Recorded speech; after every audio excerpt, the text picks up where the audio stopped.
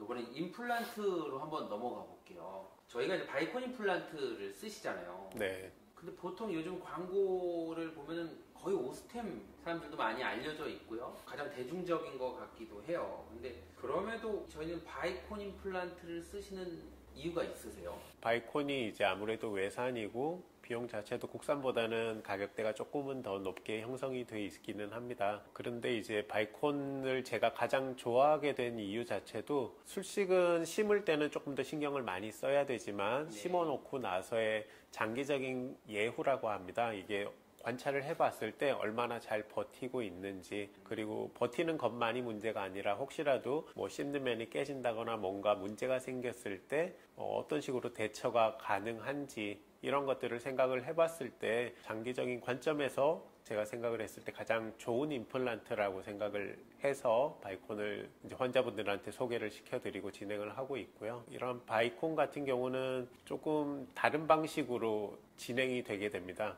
식립부터 나중에 결과물에 이르기까지 조금 더 다른 방식으로 되는데, 결과물 자체를 오래 쓴다는 관점에서 저는 생각을 많이 하고 있기 때문에, 특히 저희는 교정을 많이 보는 치과로 시작을 했기 때문에 네. 이 환자분들은 나이대가 그래도 조금 어린 편이거든요. 그래서 젊은 친구들부터 해가지고, 그런 친구들은 혹시라도 임플란트를 하게 된다면 굉장히 오래 써야 되거든요. 그렇죠. 이제 나이 드신 분들도 당연히 임플란트들을 많이 하시고 오래 쓰셔야 되겠지만, 젊은 친구들을 했을 때 장기적으로 더 오래 많이 써야지 되기 때문에, 그러한 친구들을 생각을 했을 때 조금 더 오래 쓸 수 있는 임플란트라고 생각해서 고르게 되었습니다. 네. 오래 쓸 수 있다는 게 가장 큰 장점이네요. 그 환자 입장에서는요. 환자 입장에서는 가장 좋죠. 바이콘 임플란트는 그냥 일반적인 요즘에 많이 쓰는 임플란트 나사형으로 되어 있는 것과 조금 다른 모양이라고 제가 알고 있거든요. 그 형태가 왜 그렇게 되어 있는지 좀 설명 좀 해주세요. 이게 개발될 때부터 쐐기 모양으로 이렇게 결합하는 형태로 되어 있습니다. 이전에 이제 뿌리 파트가 있고 기둥 파트가 있고 머리 파트로 이렇게 임플란트가 보통 세 부분으로 구성이 되는데요. 뿌리 부분 심을 때부터 조금 다르고요. 뿌리 부분과 기둥 부분을 연결하는 부분이 또 조금 더 다르게 되어 있습니다. 이 부분, 이 두 가지가 가장 크게 다른 부분인데요. 심는 것 말고 이렇게 연결을 할 때 보통은 스크류로 연결을 하게 됩니다. 이 기둥 안쪽에 작은 나사가 들어가게 되죠. 그래서 이 작은 나사가 들어가면 꽉 조여서 기둥과 뿌리 부분에 심어 놨던 임플란트 매식체가 연결이 되게 되는데, 이 나사가 빠진다거나 느슨해진다거나 하게 되면 흔들리기 시작을 하죠. 그러면 이 기둥 부분이 흔들리기 시작하면 여기 뿌리 부분에 심어 놨던 부분에서 찢어진다거나, 이게 티타늄이라서 조금 강한 그러한 재료로 제작이 되기는 하지만 그래도 찢어질 수 있고요. 아니면 이게 흔들리게 되면 주변에 뼈를 녹이게 돼요. 아무래도 이쪽으로 세균 같은 것들이 자꾸 번식을 하기가 쉬운 환경들이 되고, 음식물도 더 많이 낄 수 있기 때문에 잇몸 뼈 자체가 조금 더 잘 나빠지는 경향이 있는데요. 바이콘 같은 경우는 이 뿌리 매식체와 기둥 부분이 이렇게 꽉 끼우는 형태로 되어 있습니다. 빠질 수도 있기는 합니다. 빠질 수도 있기는 하지만 다시 꽉 끼우면 이게 콜드 웰딩이라고 해서 대형 선박 같은 곳에서 뒤쪽에서 힘을 주기, 추진력을 얻기 위한 스크류가 있죠. 이 스크류 같은 경우도 배 선미하고 연결이 될 때 이 콜드 웰딩으로 끼우는 방식으로 되게 됩니다.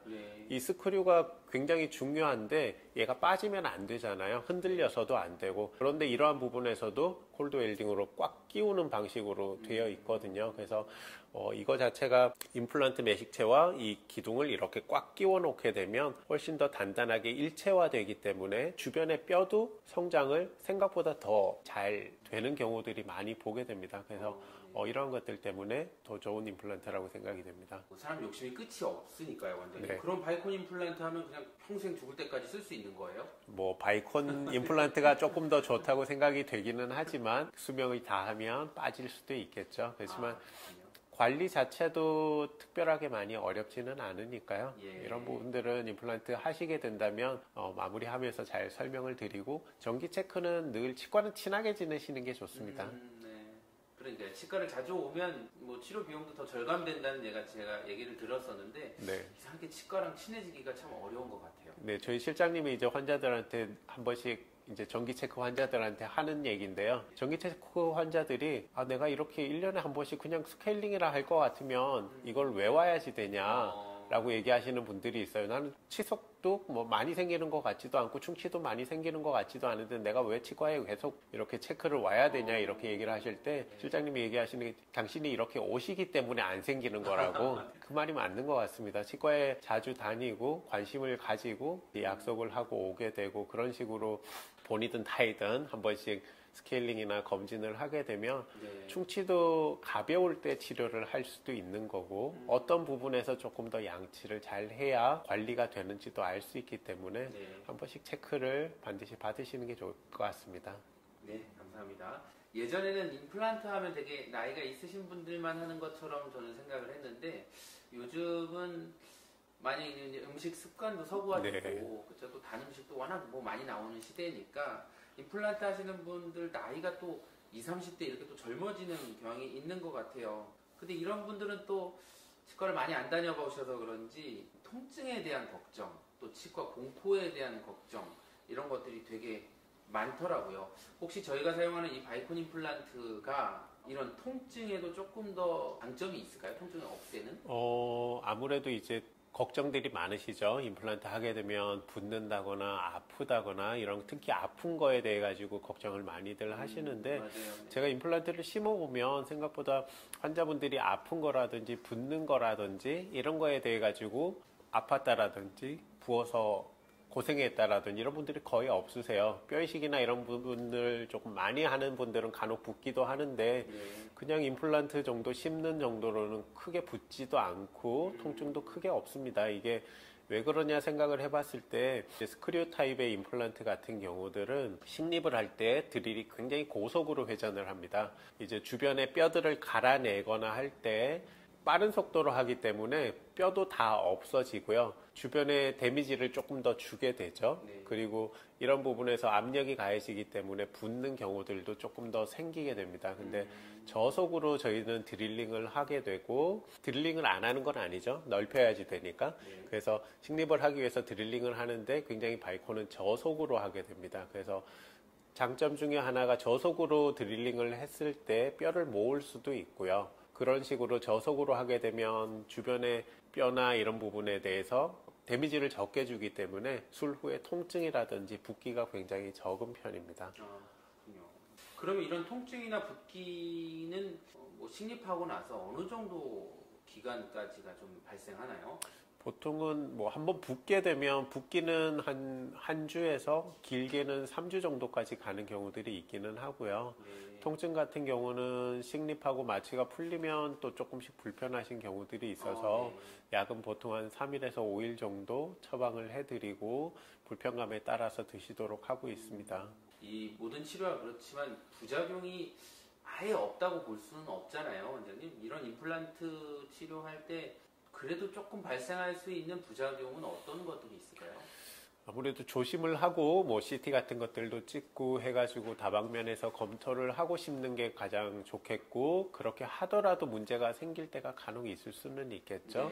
그래서 이제 부작용 같은 것들이 있을 수 있는 것들이 뭐 피가 계속 난다든지 하는 것부터 가벼운 것부터 통증이 조금 있는 정도 붓는 것부터 시작을 해서 가장 크게는 임플란트 심으면서 가장 크게 이제 문제가 생기는 경우들이 여기에 아래쪽에 심을 때 여기에 신경관이 크게 지나가는 것들이 있는데요. 그러한 것들을 드릴하면서 건드린다거나 그러게 되면 문제가 크게 생길 수가 있죠. 이쪽에 감각이 마비가 되거든요. 그래서 움직이는 건 괜찮지만 여기에 뭐 음식물이 흐른다거나 해도 모르게 되는 그런 경우들이 간혹 생길 수가 있습니다. 그거는 이제 뼈가 남아있는 뼈 자체가 굉장히 작은 경우에 생길 수가 있는 경우들이 더 큰 것 같고요.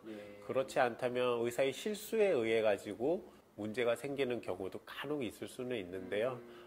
굉장히 조심을 해가면서 진행을 해야 되는 부분이죠. 그러네요. 아까 처음에 얘기했던 그 저 무면허 의사가 갑자기 떠오르면서 정말 큰일 날 수도 있겠네요. 네, 그럼요. 장비 자체가 제대로 된 장비라든지 좋은 장비들이 있기가 어렵겠죠. 그런 분들은 당연히 뭐 CT가 없기가 쉬울 거고, 엑스레이 같은 경우도 전체를 보는 엑스레이가 아니라 뭐 조그만한 부분만 보는 엑스레이를 가지고 있다거나 아예 엑스레이 자체도 없으실 수도 있고, 네. 그렇기 때문에 문제가 크게 될 수 있습니다. 어르신분들 보면은 또 치아가 그냥 치아를 발치하고 그냥 그렇게 방치하시는 분들도 없이 지내시는 분들이 꽤 그렇죠. 있으시죠. 그러다 보면 또 골이 많이 또 녹는다고 하시더라고요. 네. 없어진다고 하시더라고요. 이렇게 또 이런 분들은 고리식을 통해서 임플란트 치료를 하기도 하잖아요. 이런 분들한테 바이콘 임플란트가 뭐 좀 더 특히 더 좋은 장점들이 있을까요?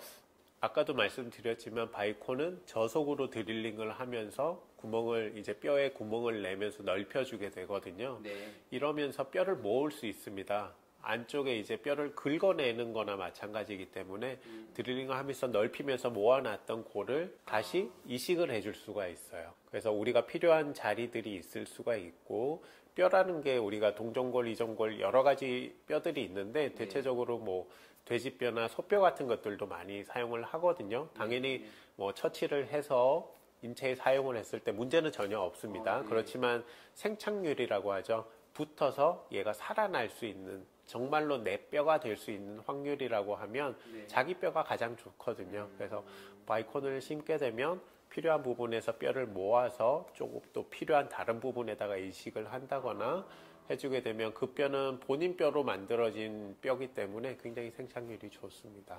왠지 이렇게 말씀하시는 거 보니까 바이콘 임플란트가 굉장히 비쌀 것 같긴 한데요. 저번 주에 저희 어머님이 칠순잔치를 하셨거든요. 저희가 이제 보험 임플란트가 있잖아요. 국가에서 하는 65세 이상 또 2개까지 해주시는 게 있잖아요. 요 국가보험 임플란트로 혹시 바이콘 임플란트도 적용받을 수 있나요? 네, 보험 받을 수 있습니다. 그렇군요. 네. 네. 그럼 오히려 보험이 적용된다라고 하면 좀 더 좋은 임플란트를 하는 게 유리할 수도 있겠네요, 환자 입장에서. 물론이죠. 그렇죠. 네. 그럼 저희 병원에도 이렇게 보험 임플란트로 바이콘 임플란트를 하시는 분들이 꽤 오세요? 네, 오시는 편인데요. 이게 저희 일반 수과보다도 보험 수과가 더 낫습니다, 사실은. 네. 그런데도 똑같이 심어드리고 있는 거기 때문에 어떤 의미에서 보면 혜택을 조금 더 많이 받아가신다고 보실 수도 있죠. 그러네요. 오히려 더 비싸고 더 좋은 재료를 쓰는 게 유리하겠네요. 네. 그것도 또 하나의 팁이 될 수 있을 것 같아요. 네. 마지막으로 임플란트 하면 뭐 충치 치료와 달리 수술을 받는 느낌이 좀 있기 때문에 여러 가지 통증이나 부작용 또 비용 걱정도 많이 하시는 분들도 계시고요. 그냥 치아 하나쯤 없어도 뭐 그냥 살지, 이렇게 그냥 세월이 흘러가는 분들 되게 많잖아요. 이런 분들한테 혹시 뭐 좀 하실 수 있는 말씀 있으시면 해주세요. 제가 생각할 때 젊은 친구들이 이들이 어금니가 여러 개가 없고 이런 친구들 간혹 보게 되는데요. 치료를 권해도 이게 할 수 없는 재정적이나 이런 것들이 어렵기 때문에 할 수 없는 케이스들도 꽤 보게 되거든요. 그런 케이스들을 보게 되면 좀 많이 안타까운 편이고요. 치과는 어쨌든 자주 다녀야지만 미리미리 예방을 할 수 있기 때문에 좋은 것 같고요. 나이 드신 분에서도 그렇고 젊으신 분들에서도 그렇고 필요한 치료를 가장 적기에 받으시면 가장 그게 비용이나 통증이나 걱정을 줄이실 수 있는 방법이기 때문에 뭐 일단 치료는 안 하시더라도 가까우신 곳이나 아니면 저희 체리스마일 치과에 오셔서 장기적으로 체크를 하시면서 치과와 조금 더 친해지시면 좋으실 것 같습니다. 갑자기 생각이 났는데 얼마 전에 이제 임플란트 심으시고 계속 마무리해가는 과정 중이신 분이신데 이분이 치과를 굉장히 무서워하시고 주사 쇼크 있으세요. 주사를 맞으면 그대로 약간 실신 상태로 조금 빠지시는 그러한 분이셨는데 저희 치과에 조금 더 친해지시고 하셔서 조금 더 안정되고 하고 또 하셔가지고 주사를 맞으시는 것들도 잘 맞으시고 쇼크 매번 오지는 않지만 그런 식으로 한 번씩 오시던 분이셨는데 아주 해피하게 치료 잘 받으시고 있습니다. 그렇군요. 그게 약간 관계가 개선되고 안정이 되면 그런 것들이 자연적으로 없어지나 보네요. 아예 없어진다기보다는 내재적으로 있을 수는 있지만 이제 그런 확률을 조금 더 줄여줄 수는 있겠죠. 네, 오늘 저희가 코골이 치료부터 라미네이트 임플란트까지 또 이렇게 이야기를 나눠봤어요, 원장님. 아마 이 정보를 보시고 많은 사람들이 또 저희한테 찾아오실 거고 뭐 위로도 받으실 거고 치료에 대한 여러 가지 궁금증도 많이 해소가 됐을 것 같고요.